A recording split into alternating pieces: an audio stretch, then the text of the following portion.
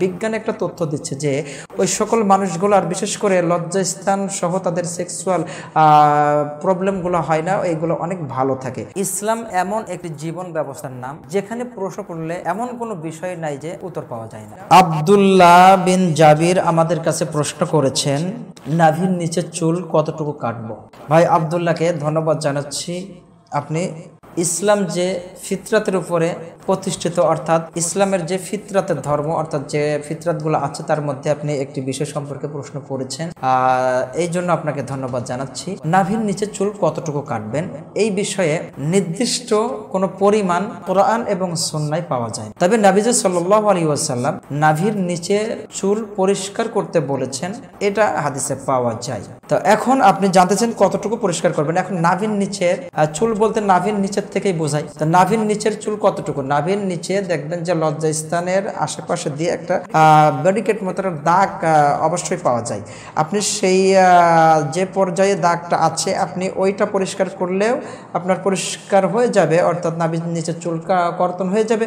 অথবা যদি আপনি মনে করেন যে আর একটু বেশি করে সুন্দর করে করবো, তো আপনি দেখাচ্ছে আপনার ডান রান বাম রানের আর একটু কিছু জায়গা নিয়ে যদি আপনি সুন্দর করে নাভির নিচ থেকে শুরু করে নিয়ে পরিষ্কার করেন, তাহলে পরেও এটা দোষের কিছু হবে না, অর্থাৎ নাভির নিচের চুল কর্তন হিসাবেই গণ্য হবে। উল্লেখ্য এখানে আরেকটি জিনিস আমাদেরকে জেনে রাখতে হবে। আল্লাহ রাসূল সাল্লাল্লাহু আলাইহি সাল্লাম তিনি কিন্তু বলেছেন যে নাভির নিচের চুল যেন 40 দিনের অতিরিক্ত না যায়। 40 দিনের অতিরিক্ত গেলে পরে গোনা হবে, আমল নামায় পাপ লিপিবদ্ধ হবে। তো আমাদেরকে একটি জিনিস খেয়াল রাখতে হবে ভাই আব্দুল্লাহ, যে আমাদের নাভির নিচের চুল যেন 40 দিন অতিক্রম না করে, 40 দিনের মধ্যেই এটা পরিষ্কার পরিচ্ছন্ন করতে হবে।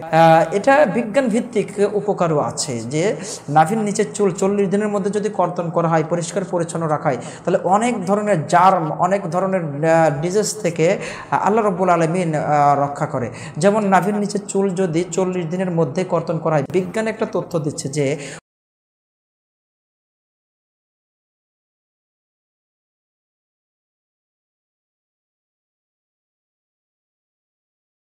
ওই সকল মানুষগুলো আর বিশেষ করে লজ্জাস্থান সহ তাদের সেক্সুয়াল প্রবলেমগুলো হয় না, এইগুলো অনেক ভালো থাকে। সুতরাং আরও অনেকগুলো তথ্য আছে, আমরা সময় সংক্ষিপ্ততার কারণে আপনাদেরকে আর বেশি বলতে পারলাম না। যদি আল্লাহ তৌফিক দেয় আবার কখনো আপনাদেরকে বলবো ইনশাআল্লাহ।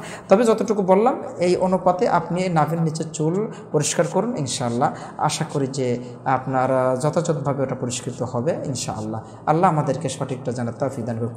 আল্লাহু আ'লামু বিস-সাওয়াব। আসসালামু আলাইকুম ওয়া রাহমাতুল্লাহ। তোমরা যা জানো না তা তোমরা জেনে নাও। আল্লাহ সুবহানাহু ওয়া তাআলা এই মর্মে বলেছেন, ফাসআলু আহলা যিকরি ইন কুনতুম লা তা'লামুন।